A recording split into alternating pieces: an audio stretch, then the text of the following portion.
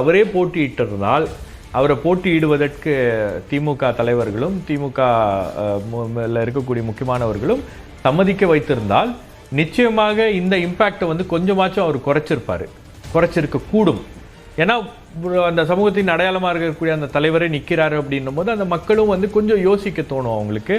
ஆனால் விஜய் நிற்கிறாரு ஒரு பக்கம் அப்படின்னும் போது ஓட் ஸ்பிளிட் நிச்சயமாக இருக்கும்.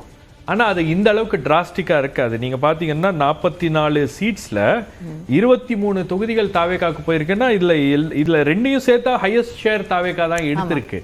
அப்போ உங்களுக்கு பாதிக்கு பாதி தொகுதிகளை தாவேக்கா எடுக்கிற அளவுக்கு வந்து உங்களுக்கு தாவேக்காவுடைய அந்த இம்பேக்ட் வந்து அந்த சீட்ஸில் இருக்குது அப்படின்னும் போது அது அவங்களுக்கு தெரியும். நார்த் ஜோனில் பெருவாரியான தொகுதிகளில் தாவேக்காவுடைய இம்பேக்ட் வந்து ரொம்ப ஹையாக இருக்குது அப்படின்னு தெரியுது. ஆனால் அதை மினிமைஸ் பண்ணுறதுக்கு திமுகவோ அதிமுக எதுவும் பண்ணல.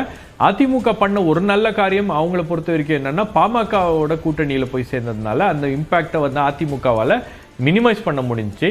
திமுகவால் அந்த இம்பேக்டை மினிமைஸ் பண்ண முடியல. ஏன்னா அவங்களுக்கு இடம் இல்லை. அவங்க என்ன நினச்சாங்கன்னா தேமுதிக ஃபேக்டர் அவங்களுக்கு ஹெல்ப் பண்ணணும்னு நினச்சாங்க.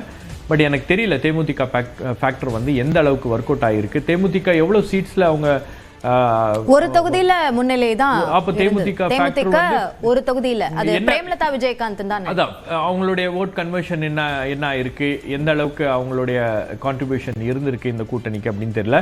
ஆனால் தேமுதிக உள்ள கொண்டு வந்தது ஒரு பெரிய மாஸ்டர் ஸ்ட்ரோக் அப்படின்னு பேசப்பட்டாலும் நீங்க எப்பவுமே ஒரு கூட்டணியில நீங்க ஒரு 23 கட்சிகளுடைய அலையன்ஸோட போறீங்க அப்படின்னா அது வேணா ஹெட்லைன்ல வேணா அது பெருசா இருக்குமே தவிர உங்களுக்கு அந்த அலையன்ஸ் கெமிஸ்ட்ரியோ அந்த அலையன்ஸ் அரித்மெட்டிக்கோ எதுவுமே வந்து இந்த தேர்தலில் வேலை செய்யலை அப்படின்றது நமக்கு தெரியுது. இப்போ ஒரு சில இடங்களில் அவங்களுடைய ஸ்ட்ராங் ஹோல்ட்ஸில் சிபிஎம் அவங்களுடைய ஸ்ட்ராங் ஹோல்டில் ஒர்க் பண்ணியிருக்காங்க, அவங்க வந்து ஜெயிச்சிருக்காங்க. ஒரு சில ஸ்ட்ராங் ஹோல்ட்ஸில் மட்டும் அவங்களால ரீட்டைன்